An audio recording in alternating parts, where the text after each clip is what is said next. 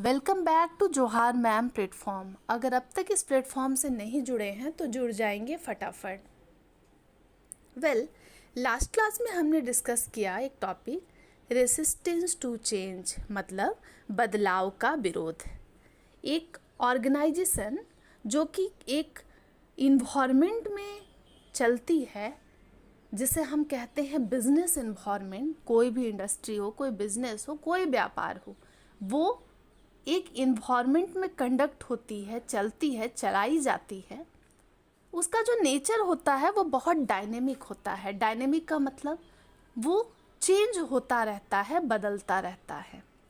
जैसे ही किसी ऑर्गेनाइजेशन में, किसी इंडस्ट्री में या कहीं भी जब जिस सेट बैलेंस पैटर्न पर आप काम कर रहे होते हैं, अगर उसमें थोड़ा सा माइनर चेंजेस भी होते हैं तो हम उस पर रेसिस्ट करते हैं। फॉर एग्जाम्पल, लेमैन के टर्म में समझिए, अगर आपके घर में कोई गेस्ट आने वाले हैं तो आप जिस तरीके से डेली रूटीन को फॉलो करते हैं आप उस तरीके से रूटीन फॉलो नहीं कर पाएंगे। अब आप कहेंगे कि मैम कुछ तो होते हैं ना, जो गेस्ट आए कुछ हो जाए उसके साथ वो रूटीन फॉलो करते हैं। तो वो जो इस तरीके की हरकत कर रहे हैं वो चेंज को रेसिस्ट कर रहे हैं। उनके लिए गेस्ट जैसा टर्म कुछ नहीं है, वो बस अपने धुन में जी रहे हैं। लेकिन मेजॉरिटी हम सभी जितने भी मनुष्य हैं, प्राणी हैं, और ख़ास करके जितने सामाजिक प्राणी हैं उनमें बदलाव का असर दिखता है। बहुत ही फेमस बातें हैं, परिवर्तन ही संसार का नियम है। लेकिन जितना आसान हम परिवर्तन को समझते हैं उतना आसान ये परिवर्तन है नहीं। अगर कोई बदलाव आया फिर भी आप बदल नहीं रहे हैं तब आप बहुत महान इंसान हैं। लेकिन मेजॉरिटी हम आप जैसे तुच्छ प्राणी, सामाजिक प्राणी, हम इंसान, हम में बदलाव का असर दिखता है। फॉर एग्जाम्पल, आपके कोई दोस्त है, आप उससे रोज़ाना बात करते हैं, अचानक से ही वो आपके कॉल को अटेंड करना छोड़ दे। ये जो उसका सडन बिहेवियर में जो चेंज आया है, जैसे ही आप उसको नोट करेंगे तो फिर आपको बहुत डर लगेगा, आप बहुत डिसअपॉइंटेड हो जाएंगे कि मेरा दोस्त कितने जल्दी बदल गया। अब आप सोच कर देखिए कि एक एम्प्लॉय, एक वर्कर जो लंबे समय से ऑर्गेनाइजेशन में काम कर रहा है, अचानक से वो जो डेस्क जॉब कर रहा है उसको मालूम हो कि अब उसको हैंड रिटन डॉक्यूमेंट सबमिट नहीं करने हैं, अब उसको कंप्यूटर के ज़रिए अपने काम को करना है।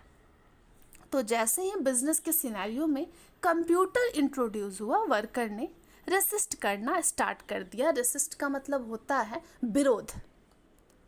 हम सब इंसान जो है, हम सभी जितने भी लोग हैं वो बदलाव नहीं चाहते हैं, क्योंकि अगर हम कहीं पर जम गए तो हम चाहते हैं हम वहीं बस जमे रहें, हमको कोई वहाँ से हटाए नहीं।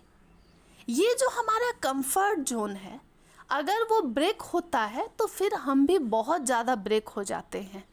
कई बार होता है कि रेसिस्टेंस सिर्फ छोटा मोटा एक्शन जो है एम्प्लॉय परफॉर्म करते हैं, एम्प्लॉय की हरकतों से आप समझ जाएंगे कि वो बदलाव से खुश नहीं है, नाखुश है। लेकिन कई बार जब रेसिस्टेंस बहुत लाउड होता है तब एम्प्लॉयर के लिए हार्ड हो जाता है ऑर्गेनाइजेशन के पीस और मेंटेन को बैलेंस करना। और जब ऑर्गेनाइजेशन में, किसी इंडस्ट्री में पीस हार्मनी मेंटेन नहीं होती है तो इंडस्ट्रियल डिस्प्यूट होते हैं और बहुत सारे वर्कर को अपने कंपनी से, अपनी संस्था से बहुत सारे ग्रीवांसेस होते हैं। ग्रीवांस मतलब शिकायत, कोई ऐसा डिसकंटेनमेंट जिससे वर्कर जो है खुश नहीं है, फिर वो अपनी राय देते हैं हम आपकी सेट पैटर्न से आप जो भी बदलाव लाए हैं उससे खुश नहीं हैं। ऐसा नहीं है कि सिर्फ एम्प्लॉय ही रेसिस्ट करते हैं। हो सकता है ये बदलाव ज़रूरी ना हो कि सिर्फ टेक्नोलॉजी का बदलाव है, कोई नया सॉफ्टवेयर आ गया, कोई नया हमें टूल्स सीखना पड़ रहा है, कोई ऐसा स्टैटिस्टिकल टूल्स जो आज तक जिसका नाम तक नहीं सुने हैं, कोई ऐसे टेक्निक्स जिनको हम लोगों ने सुना ही नहीं है लेकिन हमें उन पर काम करना पड़ता है। हर एम्प्लॉयर की ये ड्यूटी होती है कि जैसे ही ऑर्गेनाइजेशन में चेंज जैसा कुछ आने वाला है, अगर बाज़ार में हर जगह पर परिवर्तन हो रहा है, चेंज हो रहा है, इंडस्ट्री की नीड रिक्वायरमेंट बदल रही है, फिर चेंज आता है, तो चेंज को सडनली इंट्रोड्यूस करने से बेटर है, क्योंकि अगर आप सडनली चेंज को इंट्रोड्यूस कर रहे हैं, अचानक से आ जाता है कोई मशीन। एक दिन सुबह हम ऑफिस पहुँचे, सोच रहे थे कि सिंपल मन उदास करके केबिन में बैठेंगे, तो वहाँ देख रहे हैं नई नई मशीन आई हुई है, कोई उस पर तिलक करके रख दिया है कि अब आपको मशीन चलाना होगा। तो आपके मन में बहुत सारी इनसिक्योरिटी आ जाएगी कि अगर हम इसको नहीं सीख पाते हैं चलाना, तो ऐसा ना हो हमारा जॉब चला जाए, ऐसा ना हो कि हमें वक्त ही ना मिले, जॉब से निकाल दिया गया, हमारी फैमिली हम पर डिपेंड करती है, फिर हम जिएंगे कैसे। ऐसा हो भी सकता है, उनके अंदर ये भी डर होता है कि ऐसा ना हो कि मशीन आ गई है तो सैलरी भी डिडक्शन हो जाए, रिडक्शन हो जाए। डियर ऑल, एक बात ध्यान देंगे, सिर्फ एम्प्लॉय नहीं, ऑर्गेनाइजेशन के लिए भी हार्ड होता है चेंज को लाना। क्योंकि जब हम सभी एक छत के नीचे काम कर रहे हैं, एक ऑर्गेनाइजेशन में एक अम्ब्रेला के अंदर वर्क कर रहे हैं, तो ये सबके लिए हार्ड है कि चेंज अगर आ रहा है तो फिर हम उसको इनवाइट करें। मेन बात ये हो जाता है कि हम इनवाइट कम करते हैं, हम रेसिस्ट ज़्यादा करते हैं, क्योंकि हमारा जो कंफर्ट जोन है, जो हमारी हैबिट है, अब वो सब बदल जाएगी। अचानक आप सोच कर देखें, मैंने बताया कि सिर्फ टेक्नोलॉजी चेंजेस ही नहीं है, आप जिस वर्किंग कंडीशन में काम करते हो सकता है आप डे शिफ्ट में आज तक काम कर रहे हैं, सडनली आपको बोला जाए कि अब आपको डे शिफ्ट नहीं करना है, आपको हम नाइट शिफ्ट में काम करवाएंगे। हो सकता है मशीनरी आ गई है, इंडस्ट्री के नीड रिक्वायरमेंट है, हमें उसको बैलेंस करना है, प्रोडक्टिविटी मेंटेन करनी है, तो फिर बोला जा सकता है कि आपको ओवर टाइम करना होगा। या ये भी बोला जा सकता है कि अगर तुम इस बदलाव को नहीं मानोगे, ऐसा एम्प्लॉयर करते हैं, लेकिन ये गलती नहीं करनी चाहिए, कि अगर तुम इस चेंज के साथ अपने आप को नहीं बदलते हो तो फिर तुम्हारा डिमोशन हो जाएगा, तुमको जॉब से हम निकाल भी सकते हैं। तो इंडिविजुअल रेसिस्टेंस के बहुत सारे पॉइंट्स हैं जिसको आप एग्ज़ाम में मेंशन कर सकते हैं, आप बता सकते हैं, समझा सकते हैं। एक आम इंसान, एक एम्प्लॉय, क्या वो कारण हो जाता है जिसके कारण चेंज को एडेप्ट नहीं कर पाता है। कुछ मैं क्विक रिवीजन के लिए इस स्लाइड में डाली हूँ, लेकिन आज हमें बेसिकली पढ़ना है ऑर्गेनाइजेशनल चेंज, ऑर्गेनाइजेशनल रेसिस्टेंस। और ये जो ऑर्गेनाइजेशनल रेसिस्टेंस है, मतलब खुद ऑर्गेनाइजेशन ही चेंज से घबरा गया है, और क्यों घबराता है उसके बहुत से कारण हैं। जैसे हमने पढ़ लिया sources of resistance to change में इंडिविजुअल सोर्सेस, लास्ट क्लास में वीडियो हो चुका है, आप देख लेंगे चैनल पर जाकर, और हाँ प्ले लिस्ट में मैं इसको मेंशन कर दूंगी, एग्जाम के समय कोई दिक्कत नहीं आएगा। इंडिविजुअल बहुत सारे कारण होते हैं जिस कारण हम चेंज को स्वीकार नहीं कर पाते हैं। पहला कारण ही है हैबिट, हमारी आदत होती है। आदत क्या हो सकता है, सुबह 9 बजे ऑफिस पहुंचने की है, लेकिन जैसे ही ऑर्गेनाइजेशन में चेंजेज आ रहे हैं, फॉर एग्जांपल हमारे बॉस बदल गए, हमारा कलीग बदल गया, अब हमारा काम करने का पैटर्न बदल गया, पहले किसी और क्राफ्ट में काम करते थे, हमें ट्रेनिंग मिलने लगी, हमारा वर्किंग आवर बदल गया, हमारा वर्किंग कंडीशन बदल गया, कुछ भी बदल गया। तो जैसे हमारा कंफर्ट जोन ब्रेक होगा, हम हल्ला करेंगे, हम रेसिस्ट करेंगे। दूसरी बात सिक्योरिटी, हम सभी को अपने जॉब में एक स्टेबिलिटी चाहिए। तो क्या अगर हम कहीं पर सेट हो गए, हमारी नौकरी हो गई है, तो मरते दम तक हम वही काम करेंगे। फियर जो है, जॉब लॉस का सबसे खतरनाक फियर है मुझे लगता है। वर्कर इसलिए भी बहुत ज़्यादा इनसिक्योर हो जाते हैं कि उनको लगता है कि रिश्ते में जो एम्प्लॉयर का जो रिश्ता है उसमें कोई तीसरा आ गया है, मतलब नई टेक्नोलॉजी आ गई है, हमारा बॉस बदल गया, पुराने वाले बॉस के साथ इमोशनल कनेक्शन था, उनको इमोशनल, उनके दिल को पिघला देते थे, रो रो कर उनसे छुट्टियां ले लेते थे। लेकिन नए बॉस जो हैं बहुत ज़्यादा हार्ड है, बहुत ज़्यादा रिजिड हैं, वो बस काम पर ध्यान देते हैं, उनको रिश्ते से कोई मतलब नहीं है। बहुत सारी बातें और भी हैं जिसके कारण वर्कर रेसिस्ट करते हैं। इकोनॉमिक फैक्टर, अच्छा सोच कर आप देखिए, मशीन आ रही है, हो सकता है हमारे बहुत सारे काम को मशीन कर ले, क्योंकि अब इंडिया में हमारे पास जो एआई है, एआई के बहुत टूल टेक्निक है। जो आदमी पहले किसी चीज़ को सोच समझ कर लिखता था, अब रेडीमेड हमारे पास इतने सारे टूल्स टेक्निक हैं कि हम कंटेंट को जो चाहें हम बना करके तुरंत रख देते हैं। लेकिन इससे क्या हो रहा है कि वर्कर के अंदर इनसिक्योरिटी आ रही है, वो इनसिक्योर हो रहे हैं कि इनके आ जाने से टूल टेक्नोलॉजी के अब हमारा जो है जॉब चला जाएगा। और इतना ही नहीं, जब मशीन हमारा काम करने लग जाएगी तो हमको कोई क्यों रखेगा नौकरी पर, हमको कोई क्यों पूरा पूरा सैलरी देगा। तो लोग मशीनरी पे ज़्यादा इन्वेस्ट करेंगे, हमारी सैलरी कट हो जाएगी। ये भी बहुत बड़ा फैक्टर है, फियर ऑफ अननोन।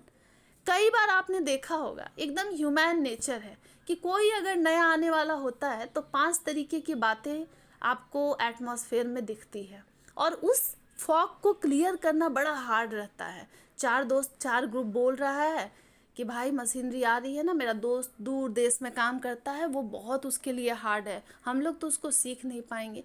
तो एक वर्कर का कुछ ग्रुप एक दूसरे को डरा रहा है।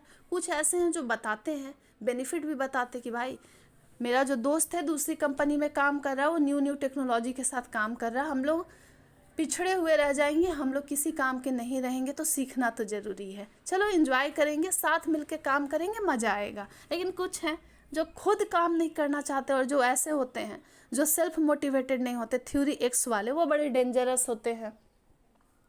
वो एक दूसरे को भड़का रहे हैं कि नहीं नहीं नहीं नहीं हो पाएगा, तुम भी बोल देना, हम भी नहीं कर पाएंगे। ऐसी चीज़ें ऑर्गेनाइजेशन में एग्जिस्ट होती है। चेंज टॉपिक को समझने के लिए मुझे लगता है कि हम सबको थोड़ा सा सेंसिटिव होने की ज़रूरत है। और ये बात आपको इसलिए मैं कह रही हूँ क्योंकि चेंज ऑर्गेनाइजेशन में इनएविटेबल फैक्टर है। मतलब हम चेंज को हटा नहीं सकते, हम मिटा नहीं सकते, चेंज रहेगा ही। जैसे कि लाख बिजनेस फॉर्मल ग्रुप के अंदर कंसीडर होता है, फॉर्मल स्ट्रक्चर होता है ऑफिस का, लेकिन चुपके चुपके चोरी चुपके हम सभी जितने सोशल एनिमल हैं एक इनफॉर्मल ग्रुप बना लेते हैं, जिनके साथ हम अपने पार्ट टाइम में बातें करते हैं, रूमर्स के फैलाते हैं, गॉसिप करते हैं, साथ में खैनी खाते हैं, साथ में नाश्ता करते हैं, साथ में इधर उधर की बातें करते हैं। ये इनफॉर्मल ग्रुप क्या कोई नौकरी में जिस जगह पर आप जॉब कर रहे हैं वहाँ पे एम्प्लॉयर बोलता है कि तुम ऐसा करो, कि उनको बस काम से मतलब है, उनको आपके ह्यूमन रिलेशनशिप से उससे तो कोई लेना देना नहीं है। लेकिन हम सर्वाइवल के लिए ऐसा कुछ करते हैं, एक अपना ग्रुप बना लेते हैं, और हमें लगता है कि अगर ये ग्रुप है तो अगर हम किसी मुसीबत में भी हैं तो मेरा दोस्त हमको मोटिवेट करेगा। इसके अलावा सिलेक्टिव इन्फॉर्मेशन मैंने आपको बता दिया कि कोई भी जब नया चीज़ आता है तो कान सुन सुनकर लोग 10 मुँह 10 बातें वाली बात है कि एक दूसरे को बता रहे हैं ऐसा हो जाएगा वैसा हो जाएगा, डरा दे रहे हैं। और हर कुछ लोग ऐसे भी होते हैं कि वो जो सुनना चाहते हैं बस वही सुनना चाहते हैं। आप उनको लाख अच्छाई बता देंगे कि मशीन इतनी फास्ट है, तुम जो हो पहले ऐसे काम करते थे, अब तुम्हारे काम को मशीन आसान कर देगा, लेकिन वो ये सब डाइजेस्ट नहीं करते हैं क्योंकि उन्होंने मन बना लिया है हम नहीं बदलेंगे। अच्छी बात है, रिश्तों के लिए अच्छी बात है, लोगों को बदलना नहीं चाहिए, लेकिन बिजनेस की बात हम कर रहे हैं, यहाँ पर बदलाव ज़रूरी है। आज हम बात करेंगे कुछ ऑर्गेनाइजेशनल सोर्सेस की जो बताती है कि ऑर्गेनाइजेशन भी चेंज को बहुत जल्दी डाइजेस्ट नहीं कर पाता है। क्या ऐसे फैक्टर है जिस कारण ऑर्गेनाइजेशन भी कहता है कि चेंज ना ही आए। एम्प्लॉयर भी यही चाहते हैं, एम्प्लॉई भी यही चाहते हैं, ऑर्गेनाइजेशन भी यही चाहता है, और भी कई लोग हैं। ऑर्गेनाइजेशन के अंदर एक प्यारा सा दुलारा सा इनफॉर्मल ग्रुप है जो नहीं चाहता है कि बदलाव आए। कोई नहीं चाहता है कि उसका कोई बॉन्ड बन गया है अपने कलीग्स के साथ, दोस्त यार के साथ, अपने सुपीरियर के साथ, उसमें कुछ ब्रेक आए, उनका ब्रेकअप हो जाए, कोई नहीं चाहता है। होता क्या है कि ऑर्गेनाइजेशन के लिए बहुत हार्ड टास्क हो जाता है कि वो चेंज को इम्प्लीमेंट कराए।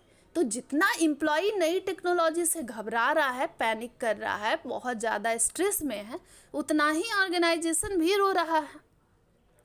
तो पहला पॉइंट है जिस कारण ऑर्गेनाइजेशन कहता है कि भाई अब हमको बदलाव नहीं चाहिए, हम लोग भी बदलाव नहीं चाह रहे हैं। एम्प्लॉई में कुछ अलग हरकत है जिस कारण पता चलता है वो किस तरीके से रेसिस्ट कर रहे हैं। ऑर्गेनाइजेशन के साथ भी अपनी बहुत सारी दिक्कतें हैं, अभी जब हम पढ़ेंगे तो ये आपको क्लियर हो जाएगा। अच्छा, इस ऑर्गेनाइजेशनल सोर्सेस में जाने से पहले मुझे लग रहा है एक टॉपिक में रह गई थी, स्पेशली एक पॉइंट को बताना भूल गई थी, तो अभी ध्यान आ रहा है तो मैं आपको बता देती हूँ। एक टर्म है स्टेटस को, जिसे कई लोग स्टेटस क्यू भी बोलते हैं, लेकिन उसको बोला जाता है स्टेटस को। स्टेटस को जो है एक लैटिन फ्रेज है, जो फ्रेज कहता है the current state of things, मतलब कि किसी चीज को जैसा है वैसा रहने दो, जैसा उसका प्रेजेंट पोजीशन है उसको उसी यथास्थिति में रहने दो। तो किसी भी चीज के प्रेजेंट कंडीशन को हम स्टेटस को बोलते हैं। लेकिन फिर भी मैं बताती हूँ कि बहुत लोग हमारा जो प्रोनाउंसिएशन है उसे स्टेटस क्यू बोलते हैं। ये एक लैटिन फ्रेज है। ये जनरली फ्रेज जो लोग पॉलिटिकल चीज़ों में रहते हैं, राजनीति वाले लोग, जो लोग सामाजिक मुद्दों पर बात करते हैं, पॉलिटिकल और सोशल मैटर वाले या पॉलिटिकल या सोशल इशूज पर हम बोलते हैं कि ये तो अपना स्टेटस को मेंटेन करने में लगे हैं, ये जैसे हैं वैसे ही रहना चाहते हैं, नेता लोग ऐसे ही होते हैं। तो ये टर्म जो है ये बेसिकली इन फील्ड्स में बहुत यूज होता है। लेकिन बिजनेस पर्सपेक्टिव से, इंडिविजुअल पर्सपेक्टिव से आप समझिएगा। फॉर एग्जाम्पल, एक आदमी जो बहुत अमीर है, बहुत रिच है, वो हमेशा चाहेगा कि उसका स्टेटस को, जो उसका प्रेजेंट कंडीशन है, वो वैसा ही बना रहे। वो नहीं चाहेगा कि अचानक से वो गरीब हो जाए, अचानक से वो कटोरा उठा करके पैसा मांगने लगे, वो बिल्कुल नहीं चाहेगा। जैसे एक टॉपर कभी नहीं चाहेगा कि वो फेल करे, लूज करे। इसके अलावा एक बच्चा कभी नहीं चाहेगा कि अपने टॉयज को दूसरे बच्चे को दे।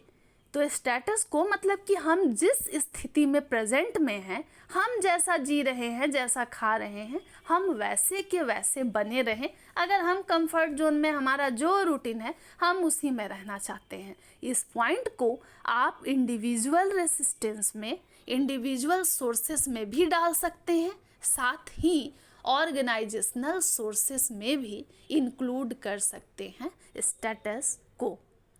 तो किसी भी चीज़ का जो करेंट स्टेट होता है, जो जैसा है उसको वैसा छोड़ देना ही कहलाता है स्टेटस को।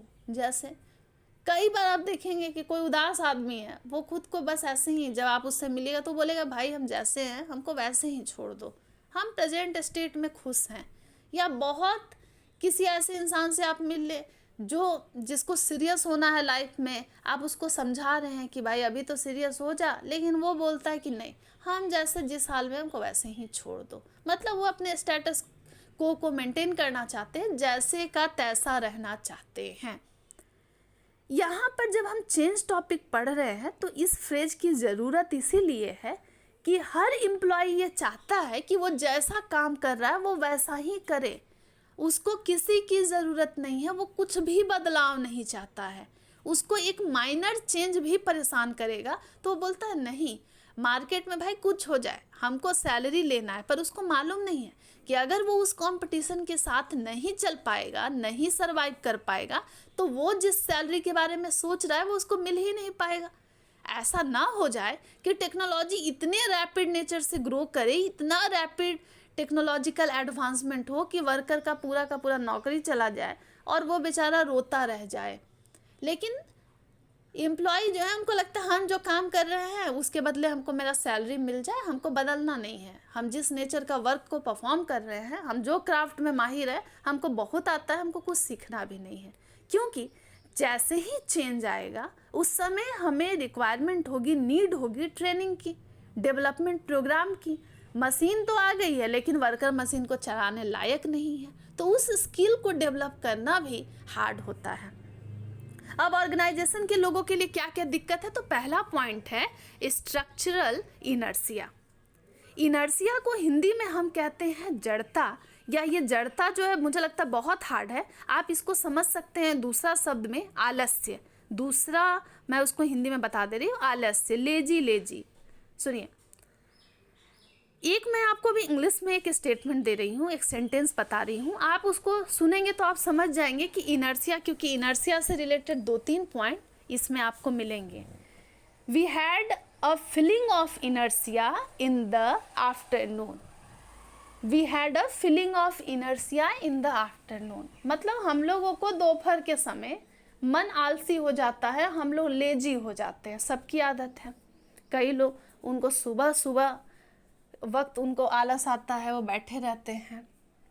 ये है इनर्शिया कि जब किसी चीज़ में, किसी स्थिति में, किसी इंसान में एनर्जी कम हो जाए जो लोग मूवमेंट नहीं चाहते हो, बदलाव नहीं चाहते हैं, लेजी हो गए, आलसी हो गए हैं, इसको हम कहते हैं मोटा मोटी समझने के लिए इनर्शिया। अब किसी भी ऑर्गेनाइजेशन में जब वर्कर काम कर रहे हैं, एम्प्लॉय काम कर रहे हैं, उनकी तो अपनी इनसिक्योरिटी है ही।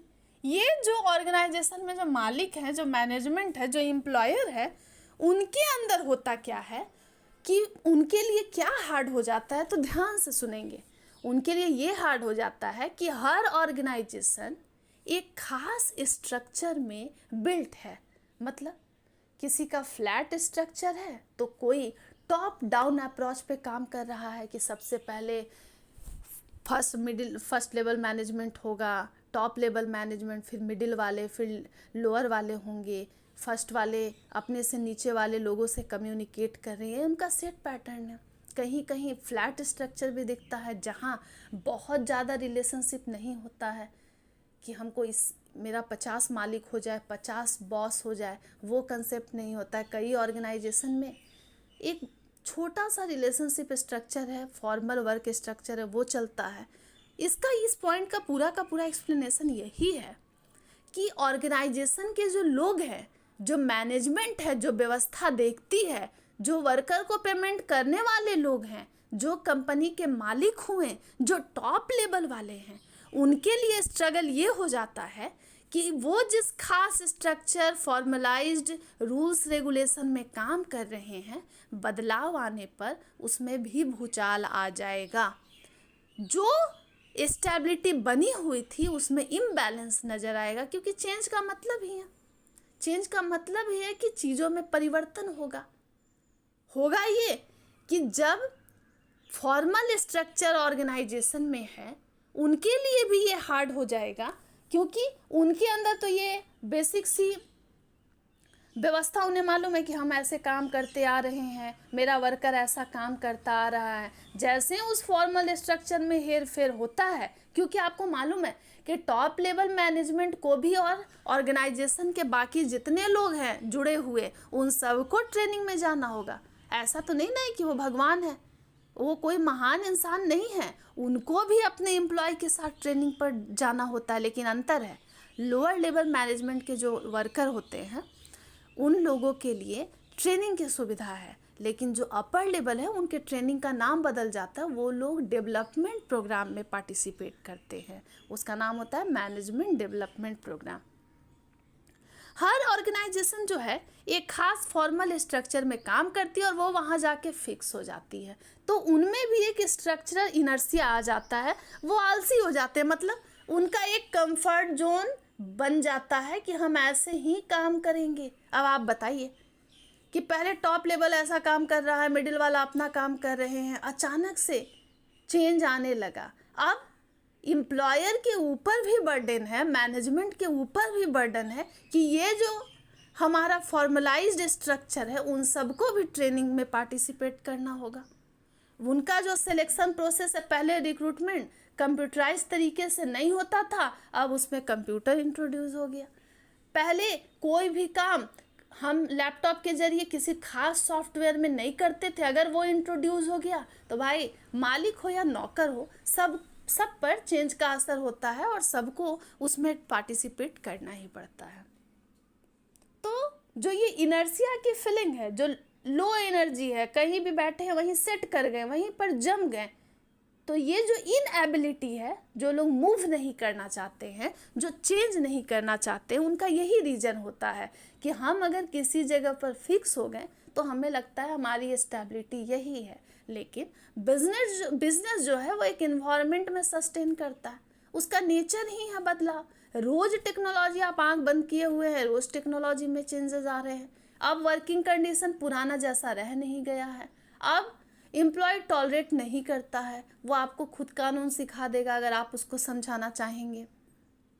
तो कहीं ना कहीं स्किल्ड ह्यूमन फोर्स को जब आप ट्रेंड कर रहे हैं, स्किल ह्यूमन फोर्स आपके अंदर काम कर रहे हैं, आपका जो मैन पावर है, जो लोग आपसे जुड़े हुए हैं, वो जब पैनिक कर रहे हैं चेंज से, तो जिन लोगों को चेंज इम्प्लीमेंट करवाना है, तो इसके लिए एक फॉर्मूला है। मुझे लगता है ये स्टेटमेंट आप सबको मालूम है कि पहले खुद को बदलो फिर दुनिया बदलेगी। तो एम्प्लॉयर को पहले खुद पे वर्क करना होगा, मैनेजमेंट को पहले खुद को देखना होगा कि भाई चेंजेज हो तो रहा है, पर हमारे पास रिसोर्स भी जो है उसका भी तो कंस्ट्रेंट है, रिसोर्स भी तो हमारे पास लिमिटेड है, हमारे पास इन्वेस्ट करने के लिए भी तो जो भी मनी है वो भी लिमिटेड है, हमारा जो दायरा है, हम जिस तरीके से काम कर रहे हैं वो भी तो लिमिटेड है, हमको भी तो खुद को एक्सपेंड करना होगा। और जहाँ टेक्नोलॉजी आ गई फिर उसके साथ रिसर्च डेवलपमेंट पे भी फोकस करना होगा, उसमें अलग से खर्चा है। तो जब इतने इतने खर्चे होंगे, जब इतना इतना चेंजेज होगा, हम मशीनरी खरीद तो लेंगे, चलिए मैनेजमेंट के पास पैसा है वो मशीनरी खरीद तो लेगा, लेकिन उस मशीनरी पे बैठने लायक वो नहीं है, तो उसके लिए डर है कि नहीं कि हमें तो खुद कुछ आता नहीं और हम दूसरों को इम्प्लीमेंट कराएंगे। तो हमको खुद अपने स्किल में जो चीज़ हम इंट्रोड्यूस करेंगे उसमें मास्टर होना पड़ेगा, फिर ना हम दूसरों को ट्रेंड करेंगे। ये है स्ट्रक्चरल इनर्शिया, कि जब हमारे अंदर एक ऐसा भाव आ जाता है, एक ऐसी फीलिंग आ जाती है, जब हम बहुत लेजी हो जाते हैं, हमारे अंदर एक ऐसी इनएबिलिटी आ जाती है, हम चेंज नहीं चाहते हैं, हम बस जम जाते हैं, तो ऑर्गेनाइजेशन भी रेसिस्ट करती है, क्योंकि वो एक फिक्स्ड पैटर्न में काम कर रही है। सबसे ऊपर जो है टॉप है, टॉप वाले मिडिल को कमांड करेंगे, मिडिल लोअर से कम्युनिकेट करेगा, और कुछ ऐसा मैटर हुआ जब बेचारा लोअर वाला जा कर के टॉप तक जा कर के अर्जी लगा सकता है, लेकिन जनरली वो कम ही होता है। लिमिटेड फोकस ऑफ चेंज, इस पॉइंट का मतलब है ऊंट के मुंह में जीरा, आपने इस मुहावरे को सुना होगा। ऑर्गेनाइजेशन जो है वो सब एक दूसरे से इंटरकनेक्टेड है, सब एक दूसरे का पार्ट है। जैसे HR डिपार्टमेंट वर्क कर रहा है, मार्केटिंग वर्क कर रहा है, फाइनेंस डिपार्टमेंट वर्क कर रहा है, प्रोडक्शन सप्लाई वाले वर्क कर रहे हैं, या रिसर्च डेवलपमेंट वाले वर्क कर रहे हैं, ये सब एक दूसरे से कनेक्टेड हैं, तब जाकर के पूरा का पूरा बिजनेस कंडक्ट होता है। अब आप बताइए कि एक किसी खास डिपार्टमेंट में टेक्नोलॉजी हम ले करके भी आ गए और बाकी कहीं चेंजेस नहीं किए, तो भी तो इनस्टेबिलिटी होगी। तो चेंज को, अगर आपको चेंज का असर देखना चाहते हैं कि चेंज आपको कितना बेनिफिट कर रहा है, तो आपको टेक्नोलॉजी हर जगह पे लाना होगा, तब हम समझ पाएंगे कि इसका पूरा का पूरा प्रॉपर असर क्या हो रहा है। अगर आपका फोकस सिर्फ एक एरिया पर होगा, लिमिटेड फोकस ऑफ चेंज होगा, तो फिर ये चेंज का फायदा तो कुछ होने वाला है नहीं, लेकिन नुकसान बहुत है, वो एरिया डिस्टर्ब हो जाएगा। चेंज जो ऑर्गेनाइजेशन में आ रहा है वो हमें स्लो इंट्रोड्यूस हर सेक्टर में, अपने हर पार्ट में ऑर्गेनाइजेशन के इंट्रोड्यूस करना है। अब कुछ एम्प्लॉयर ये गलती करते हैं कि उनका एरिया ऑफ कंसर्न कोई खास डिपार्टमेंट होता है, तो ये जो बायस्ड हो जाते हैं, वो उनको लगता है कि खुद से इग्नोर कर देते हैं एम्प्लॉयर, और मैनेजमेंट खुद कहता है कि पहले एक काम करो, कोई भी चीज़ नया आ रहा है ना, तो फाइनेंस तो हमारा सेंसिटिव है, उसको ज़रा रोक के रखो, एक काम करो HR से शुरू करो, या मार्केटिंग वाले तो वो तो होते ही हैं, मार्केटिंग वालों पे ही ट्राई किया जाए, क्योंकि मार्केट में सबसे पहले चेंज को वही महसूस कर सकते हैं, उनको लग सकता है, उनको मालूम पड़ता है, तो उनके वाले लोगों में जो भी मार्केटिंग डिपार्टमेंट के पार्ट में हैं, उन सब पर चेंज, जो कुछ चेंजेज है, मशीनरी चेंज करो, सब चीज़ चेंज करो, उनका पैटर्न चेंज कर दो। अब इससे क्या होगा कि वो जो थोड़ा सा मार्केटिंग डिपार्टमेंट में वो जो चेंज कर दिया गया, बाकी सब जो एक दूसरे से इंटरकनेक्टेड है वो भी अफेक्ट हो रहे हैं, क्योंकि कहीं ना कहीं सबका काम एक दूसरे से लिंक्ड है। तो कहा गया है कि ऑर्गेनाइजेशन इसलिए भी बदलाव का विरोध करती है, क्योंकि कई बार ये गलती हो जाती है कि हमारा फोकस बस एक एरिया में होता है। जैसे क्लास में आप देखेंगे टीचर का भी कुछ ही बच्चों पर उनका कंसर्न होता है, तो वो कोई भी प्रोग्राम करते हैं तो बस उन्हीं बच्चों को बुला लेते हैं, लेकिन उन बच्चों के बुलाने से बाकी क्लास के बच्चे भी तो अफेक्ट होते हैं। क्यों? उनका मोराल हो सकता है डाउन हो जाए, बहुत सारे एम्प्लॉय का मोराल डाउन हो जाए कि हम भी तो चाहते थे चेंज को देखना, हम भी तो नई मशीन पे काम कर सकते थे, हमारे साथ ऐसा क्यों हो रहा है। कई बार होता है कि ऑर्गेनाइजेशन के पास उतना प्रॉपर फंडिंग नहीं होती है कि वो किसी खास एरिया में ही चेंज को इंट्रोड्यूस करते हैं, बाकी लोगों पर बोला जाता है कि धीरे धीरे आप लोगों को भी फैमिलियर किया जाएगा। तो इसके बहुत सारे रीजन हो सकते हैं कि फोकस जो है उसको लिमिटेड रखा जाता है, लेकिन ये गलत इसलिए है क्योंकि ऑर्गेनाइजेशन एक दूसरे से सारे पार्ट जुड़े हुए हैं। हर ऑर्गेनाइजेशन में दिख तो सब रहा है कि एक एक यूनिट है, लेकिन वो सारे यूनिट एक साथ मिल करके ऑर्गेनाइजेशन को बनाते हैं। ऐसा नहीं हो सकता कि एक को चेंज किया और बाकी सब शांत बैठे हैं, उन पे भी असर होगा। और ये जो उन पे वेरिएशन होगा, जो डिफरेंसेस होंगे, वो ऑर्गेनाइजेशन में बाकी सब में नज़र आएगा। तो कहीं ना कहीं किसी खास सेक्शन में अगर आप कर भी देते हैं तो वो उसकी कोई वैल्यू नहीं रह जाएगी। वो उतने बड़े सिस्टम में, उतने बड़े ऑर्गेनाइजेशन में उसकी कोई वैल्यू और कदर नहीं रह जाएगी। अब एक जगह 4 एम्प्लॉय बैठ तो गए लैपटॉप में, तो इसको हम चेंज कहेंगे क्या? पूरे के पूरे स्कूल में सिर्फ क्लास 5A है फॉर एग्जांपल, उसमें हम उसके स्कूल का टाइमिंग चेंज कर दिए तो क्या ये चेंज कहलाएगा? हमको तो सारे पूरा का पूरा स्कूल उसके सारे क्लासेस से मिलके बना है। तो ऑर्गेनाइजेशन बहुत सारे कारणों के कारण, बहुत सारा फैक्टर हो जाता है जिसके कारण लिमिटेड लोगों पे ध्यान देती है। हो सकता है एम्प्लॉयर जो है हमारा, जो टॉप लेवल है, जो हमारा मैनेजमेंट है, उसको लगता हो कि HR वाले कोई काम के नहीं है, वो सिर्फ रंगोली बनाएंगे, उनका कुछ आता भी नहीं है, वो कर भी नहीं सकते हैं, उनका काम खाली सिलेक्शन और रिक्रूटमेंट वाला है, हटाओ उनको। उनका एरिया हो सकता है कि सिर्फ फाइनेंस वाले ही महान होते हैं। ये सब जो बायसनेस होती है, कई बार इसके तो रीजन जायज़ होते हैं, लेकिन कुछ बार होता क्या है कि रिसोर्स जो है वो हमारे पास कम है। तो ऐसा ऑर्गेनाइजेशन चेक करके देखता है कि पहले कुछ लोगों पे टेस्ट कर लिया जाए, लेकिन ये टेस्ट उसके फेवर में नहीं जाता है, क्योंकि थोड़े पर जो असर हो रहा है धीरे धीरे उसका असर पूरे पर नज़र आता है। एक छोटा सा किसी के पास अलग सा लैपटॉप देख लिया तो बाकी एम्प्लॉय भी चिल्लाने लगे कि कितना गलत हुआ हमारे साथ, हम आंदोलन करेंगे, आवाज़ दो, हम एक हैं। Next point, group inertia. ये तो आपको सबसे ज़्यादा क्लासरूम में दिखता होगा। आप स्कूल के स्टूडेंट हो, कॉलेज के स्टूडेंट हो, कहीं पढ़ते हो, हम सभी सामाजिक प्राणी एक अपना ग्रुप का निर्माण अवश्य कर लेते हैं। तो सब एक जैसे बदमाश एक ग्रुप में आ गए, या सब एक जैसे अच्छे लोग एक ग्रुप में आ गए। अब एक इंडिविजुअल के कारण एक आपका दोस्त कह दिया कि आज शाम को पार्टी नहीं कर पाएंगे, तो सबकी पार्टी जो है वो नहीं हो पाएगी। एक कह दिया कि चलो लड़ाई करके आते हैं दूसरे सेक्शन के बच्चे से, तो फिर आपका दोस्त कह दिया नहीं नहीं आज लड़ाई नहीं करते हैं। तो एक के हरकत से पूरा का पूरा ग्रुप इन्फ्लुएंस हो जाता है। ये कहलाता है ग्रुप इनर्शिया। मतलब ये वो लोग हैं, एक आदमी ग्रुप का, जो पूरे के पूरे सिनेरियो को, पूरे के पूरे स्टोरी को चेंज कर देते हैं। ये मूवमेंट नहीं चाहते, ये बदलाव नहीं चाहते। और आपको सबसे ज़्यादा चेंज का असर किस पर दिखेगा?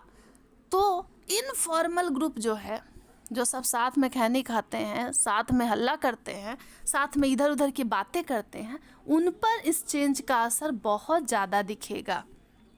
क्योंकि उनके लिए सैलरी लेना है, उनके लिए उनका इमोशनल बॉन्ड मैटर करता है, उनके लिए प्रोडक्टिविटी ऑर्गेनाइजेशन का मैटर नहीं करता। वो उतना दिल पे बातों को नहीं लेते हैं। तो एक का बिहेवियर ऑर्गेनाइजेशन में, मान के चलिए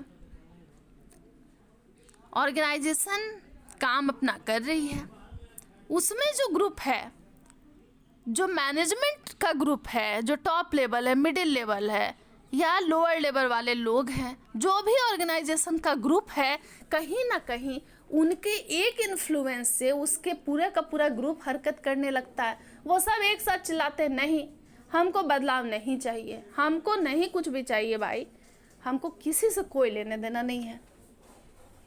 ये ग्रुप इनर्शिया जो है ऑर्गेनाइजेशन का, इसलिए भी रेसिस्टेंस नज़र आता है कि कुछ लोग तो बदलना चाह रहे, कुछ ग्रुप वाले अच्छे हैं, वो कहते हैं कि बदलाव ज़रूरी है, बदलाव है तो मुमकिन है। लेकिन उसी ऑर्गेनाइजेशन में एक दो ग्रुप ऐसा है जो थ्योरी एक्स वाले पीपल है, जो कहते नहीं बदलाव की कोई गुंजाइश नहीं है, जो है जैसा है चलता रहे।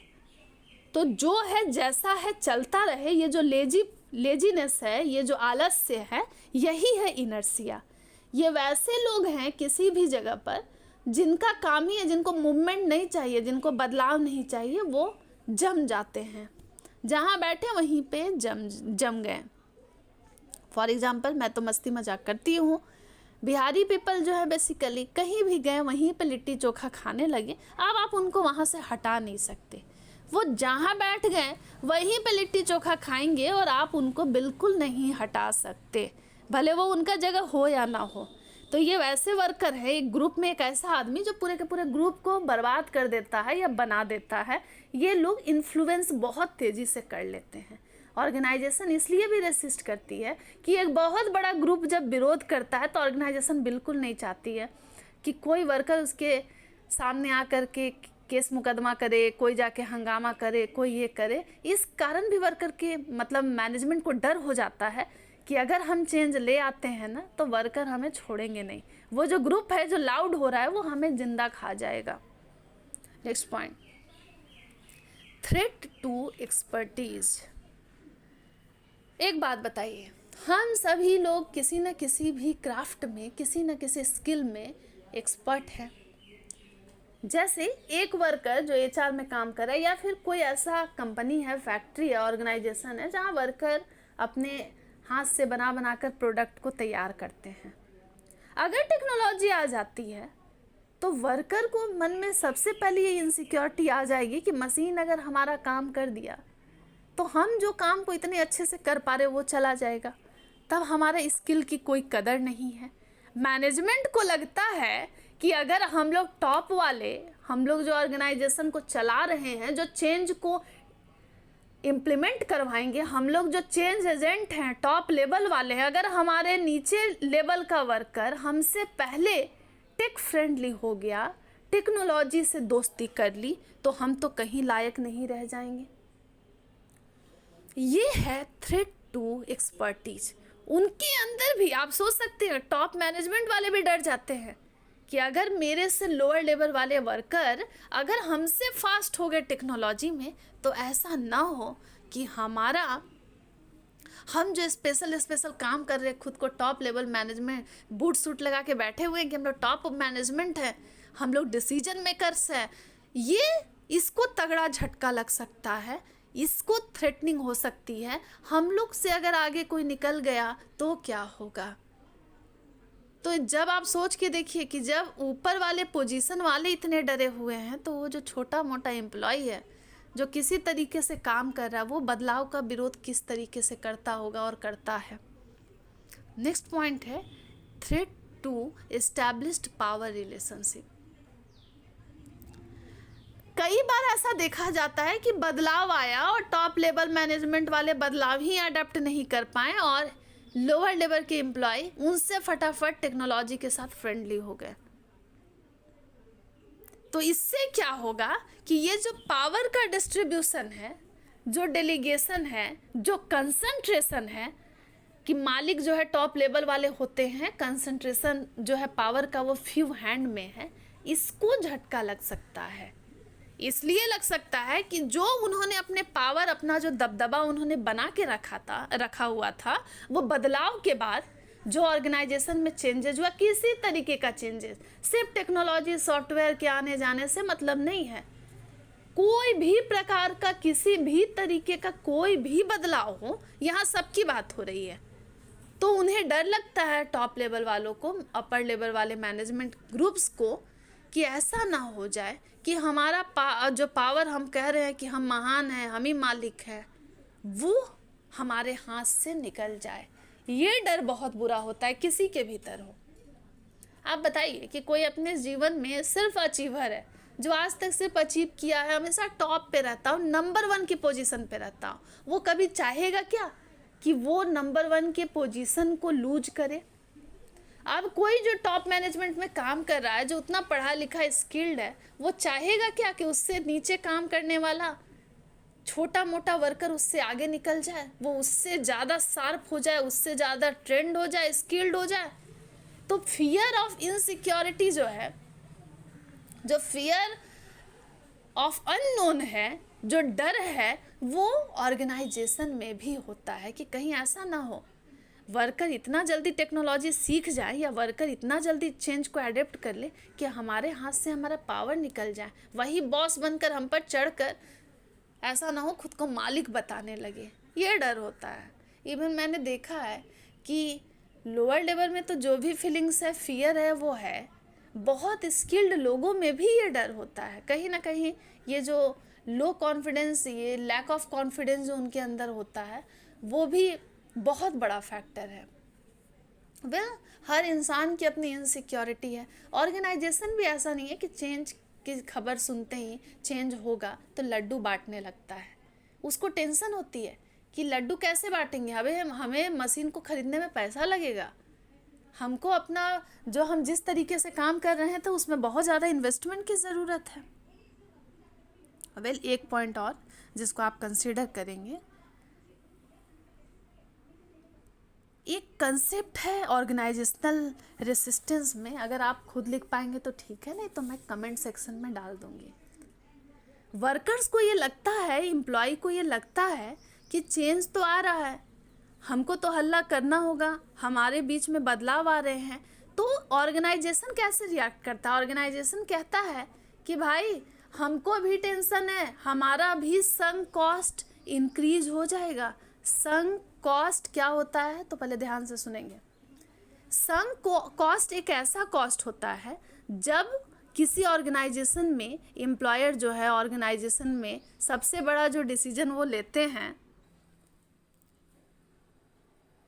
संक कॉस्ट फैलेसी एक कंसेप्ट है, लेकिन आप संक कॉस्ट को समझिए बहुत आसान तरीके से। ऑर्गेनाइजेशन में कई बार होता क्या है कि जो एम्प्लॉयर है, जो मैनेजमेंट है, वो बहुत सारी मशीन पर इन्वेस्ट करके रखता है, बहुत सारी जगह पर पैसे को लगा करके रखता है। अब क्या होता है कि सडनली अगर कोई नया चीज़ आ गया, कोई नई मशीनरी आ गई, सॉफ्टवेयर आ गई, तो वो उस चेंज के साथ बहुत जल्दी रेडी नहीं हो पाता है, क्योंकि ऑलरेडी उसने अपना पैसा लगा दिया, अपना समय लगा दिया है, चीज़ों को खरीद लिया है, खरीद के रख चुका है। तो इससे ये होता है कि अगर हम ऑलरेडी किसी जगह पर अपना इन्वेस्टमेंट करके रख चुके हैं तो हम बदलाव के लिए क्यों मानेंगे? मेरे तो बहुत सारे रिसोर्स वेस्ट हो सकते हैं। अब हो सकता है कि मैंने पहले जहाँ इन्वेस्ट किया है अब वो सब, उसका कोई वैल्यू ना रह जाए, उसकी जगह हमें कुछ और ख़रीदना पड़े। तो ये संक कॉस्ट जो जनरेट होता है, एम्प्लॉयर जो है, ऑर्गेनाइजेशन का मैनेजमेंट है, वो चाहता है कि इस संक कॉस्ट को वो रिड्यूस करे, लेकिन वो नहीं कर पाता है, क्योंकि ऑलरेडी अगर आप किसी जगह पर इन्वेस्टमेंट कर दिए हैं, फिर चेंज होगी, फिर मशीनरी बदलेंगे, कोई नया सॉफ्टवेयर आएगा, कोई नया टूल्स एंड टेक्निक आएगा, फिर हमको उसमें इन्वेस्ट करना होगा। जैसे फॉर एग्जांपल कोई एक बच्चा है, बड़ा उदास सा बैठा हुआ है। अब आप उससे पूछेंगे कि क्या हुआ, तुम उदास क्यों है? तो वो बच्चा बताएगा कि अब मुझे पढ़ने में मन नहीं लग रहा है, मैंने मेडिकल में एडमिशन तो ले लिया पर अब मैं इसको करना नहीं चाहता हूँ। आप कहेंगे कि कोई बात नहीं, तुम उदास क्यों हो, तुम छोड़ दो इस कोर्स को। तो फिर वो बच्चा रिएक्ट करेगा, पागल हो क्या, इतने इतने पैसे लगे हैं, मैं इसको कैसे छोड़ सकता हूँ।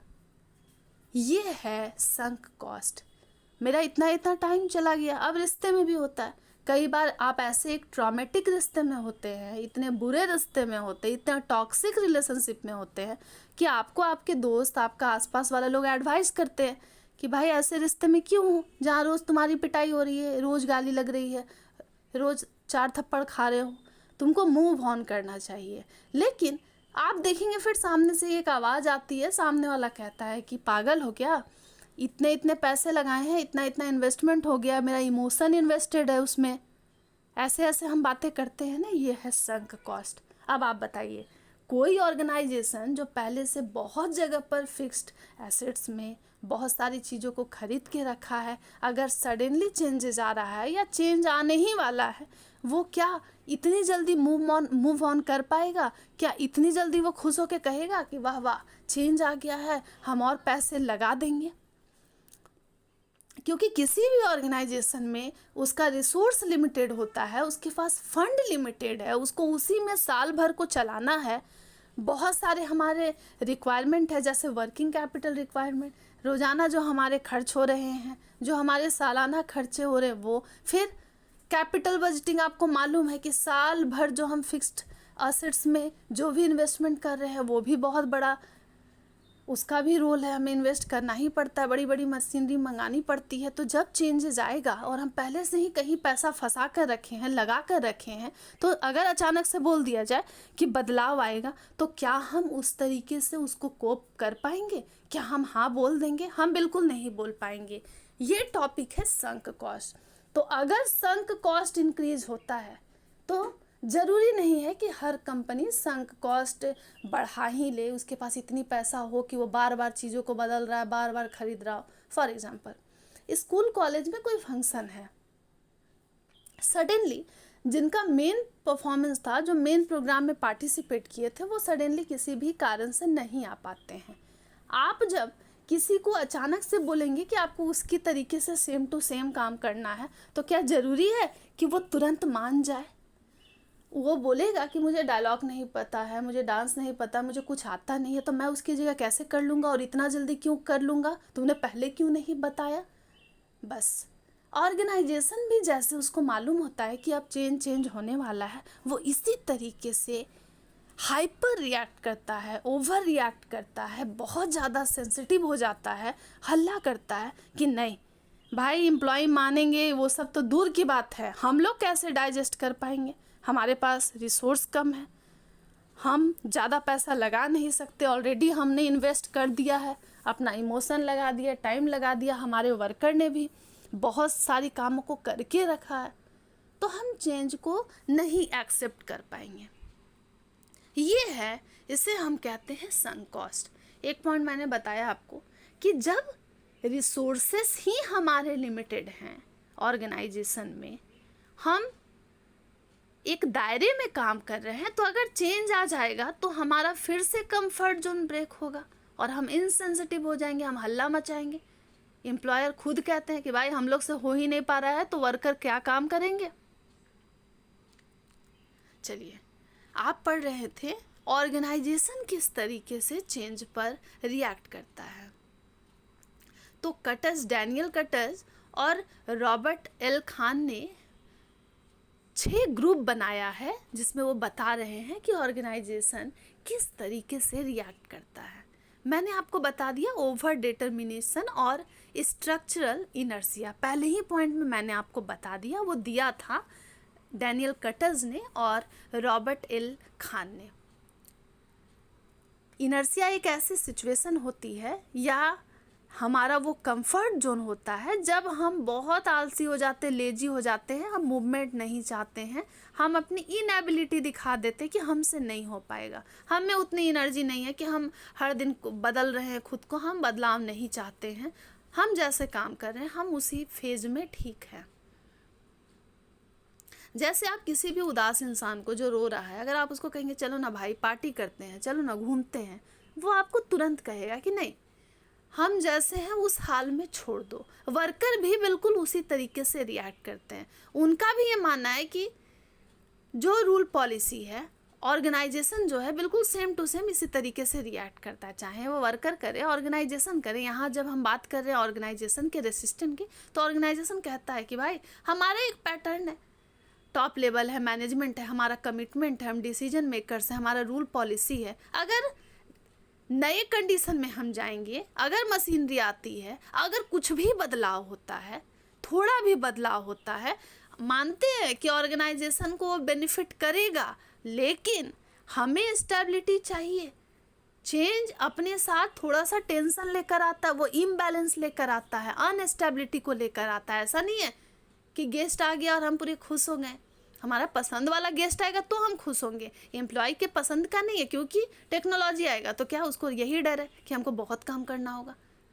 बॉस बदल रहे तो उसके अंदर यही फियर है कि पुराने वाले बॉस के साथ इमोशनल रिश्ता था, कुछ भी बोल के उनसे छुट्टी ले लेते, झूठ बोल देते थे, लेकिन नए बॉस के साथ फिर से भाई एक अपना कंफर्ट जोन बनाना होगा।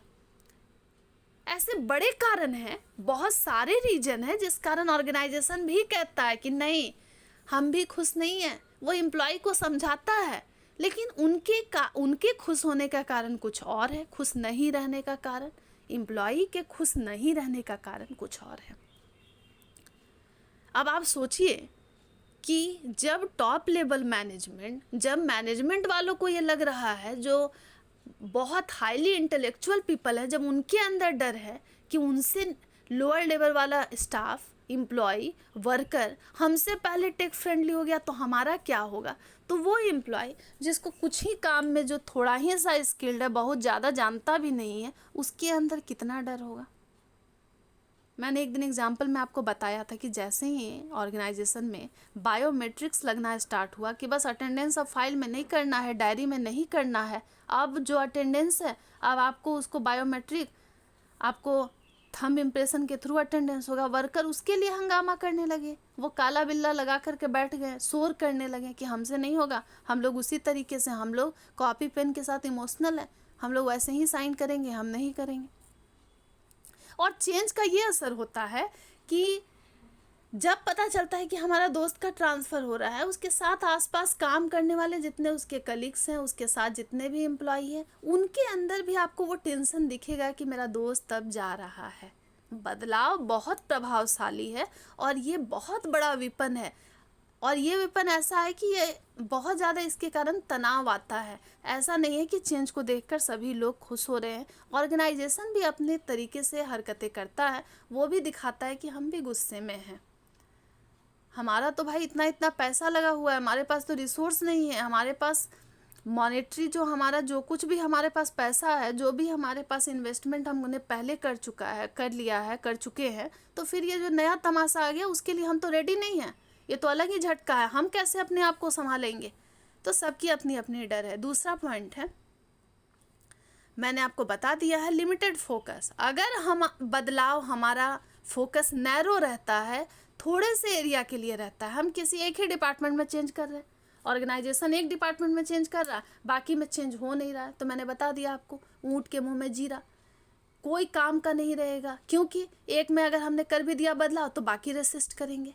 ऑर्गेनाइजेशन रेसिस्ट करता है, कैसे रेसिस्ट करता है, एक डिपार्टमेंट में है, अदर डिपार्टमेंट उससे जुड़ा हुआ है, बाकी वर्कर को पता चला कि भाई मेरा दोस्त तो बगल वाला जिसके साथ टिफ़िन खाते थे अब तो कंप्यूटर चलाने लगा, और अभी तक हम डेस्क पर बैठे हुए हैं, डेस्क को साफ़ कर रहे हैं, ऑफिस में आ गए, पूजा पाठ करके डेस्क को साफ़ कर रहे हैं, ये कोई बात हुआ क्या। तो ये जो हमारे पास ऑर्गेनाइजेशन में डिवीज़न है, उस पूरे के पूरे सिस्टम को चेंज करना होगा। कई आपको मालूम है ये स्टोरी कि जब कोई इंसान अधिकारी बनना चाहता है, सरकारी विभाग में काम करना चाहता है, तो वो बोलता है कि हम पूरे के पूरे सिस्टम को चेंज करने आए हैं। अगर हम सिर्फ कोई ख़ास सेक्शन, अगर हम सिर्फ एजुकेशन डिपार्टमेंट को सुधार भी देते हैं तो क्या होगा। एजुकेशन डिपार्टमेंट अगर सुधर गया तो बाकी जो अफसर हैं, दूसरे विभाग वाले जो सरकारी हैं, वो कहीं और से सेटिंग कर लेंगे, कहीं और करप्शन है। अब हम स्कूल को सुधार लिए तो कॉलेज को छोड़ दिए, तो इससे क्या होगा, कुछ नहीं होगा। ये चेंज, इसका असर बस ये होगा कि थोड़े से एरिया में वेरिएशन होगा, उसके कारण दूसरे भी डिस्टर्ब होंगे, लेकिन असर कुछ नहीं होगा। तो कहीं ना कहीं हमको समझना होगा कि सुधार करना होगा तो सारे लेवल पर जाकर के करना होगा, चेंज लाना होगा, तो सबको चेंज का ये जो प्रसाद है उसको बांटना होगा। ऐसा ना हो कि एक को बांट दिए प्रसाद, दूसरे को नहीं बांटे, तो जिसको प्रसाद नहीं मिला है वो तो हल्ला करेगा ही। अब चेंज का ये है कि ऑर्गेनाइजेशन के पास भी रिसोर्सेस लिमिटेड है, फंड लिमिटेड है, उनका भी कई बार होता है, उनके साथ दिक्कतें आती हैं कि भाई हमारे पास खुद ही फंड नहीं है, अभी तो फाइनेंस वालों तक लैपटॉप पहुंचाए हैं, धीरे धीरे करके बाकी और पैसा हम जुटा लें, काम को देख लेते हैं, फिर और भी डिपार्टमेंट में लैपटॉप जाएगा, सॉफ्टवेयर जाएगा, सब कुछ पहुंचेगा। ये टफ डिसीजन है और इसलिए ऑर्गेनाइजेशन कहता है हम भी चेंज के लिए अभी रेडी नहीं है, बाद में देखा जाएगा। और बाद में देखा जाएगा ये है रेसिस्टेंस टू चेंज।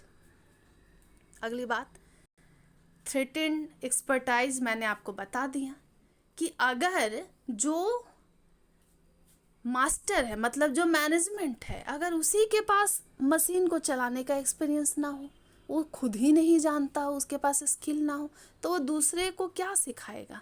चेंज का मतलब कि ऑर्गेनाइजेशन का जो स्ट्रक्चर पहले से बना है उसको हम रीस्ट्रक्चर करेंगे, उसको मॉडिफाई करेंगे। अब क्या होगा कि जो अलग अलग जॉब कैटेगरी में जितने लोग मैनेजमेंट में काम कर रहे हैं उनको खुद ही डर लग रहा है कि अब तो नए वाले मशीन के साथ हम खुद नहीं चला पाएंगे, और हम नहीं चला पाएंगे, वर्कर सीख गया तो फिर हम लोग कहाँ के मालिक रहेंगे भाई? हमको कोई मालिक मानेगा क्या? वो तो हम पे ही चढ़ करके सिर पे सवार हो जाएगा, तांडव स्टार्ट कर देगा। इतना ही नहीं, थोड़ा सा भी अगर चेंज होता है ऑर्गेनाइजेशन में तो जो पावरफुल पीपल हैं, जो हमारा मैनेजमेंट है, उसके अंदर ये डर हो जाता है कि अब हमारे हाथ से सत्ता चला गया। इतना ही नहीं, 4-5 वर्कर एक साथ काम कर रहे हैं और अगर कोई टैलेंटेड वर्कर अचानक सडनली बाहर से ऑफिस में आता है तो वो जो 4 पहले से काम कर रहे हैं उनके अंदर भी ये पावर को लेकर थ्रेटनिंग स्टार्ट हो जाती है कि भाई अगर वो हमसे ज़्यादा लोगों से कनेक्ट कर गया तो फिर हम कहीं के नहीं रहेंगे। तो फिर वो बदले में क्या करेगा? कॉन्स्पिरेसी शुरू कर देगा, पॉलिटिक्स शुरू कर देगा। मैनेजमेंट के पास भी डर है कि अगर हम ही नहीं कर पाए, हम ही चेंज को एडप्ट नहीं कर पाए, हम खुद को नहीं बदल पाए तो हमारे हाथ से ऐसा ना हो पावर चला जाए। नेक्स्ट पॉइंट है रिसोर्स एलोकेशन का।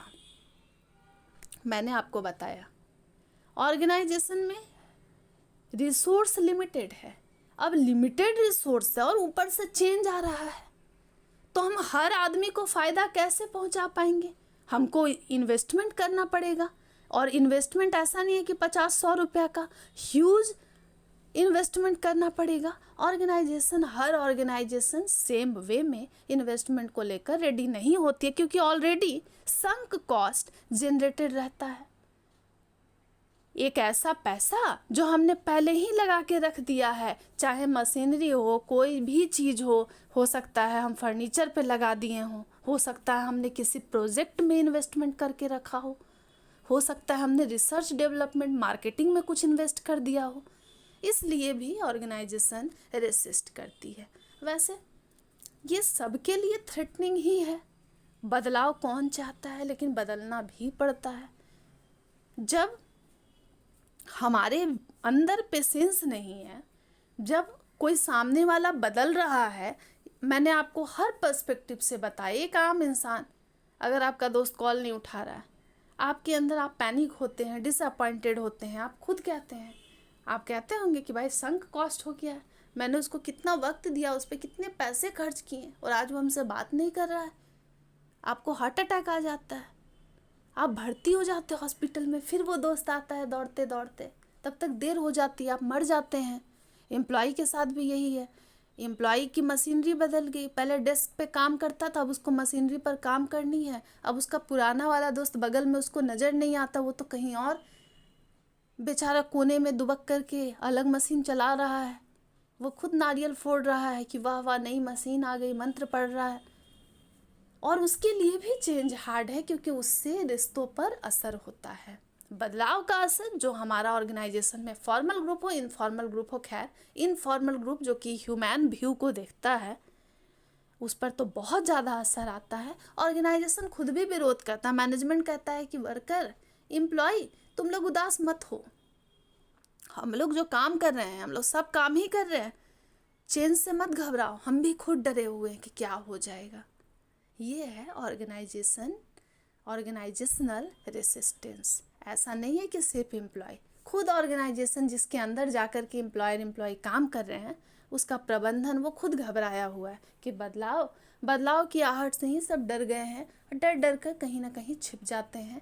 आज के लिए इस टॉपिक को बस इतना ही, अपनी तरीके से बहुत एलाबोरेट किया गया है। आप एक बार बस टॉपिक को पढ़ेंगे और एग्ज़ाम के लिए प्रिपेयर करेंगे, इम्पॉर्टेंट है।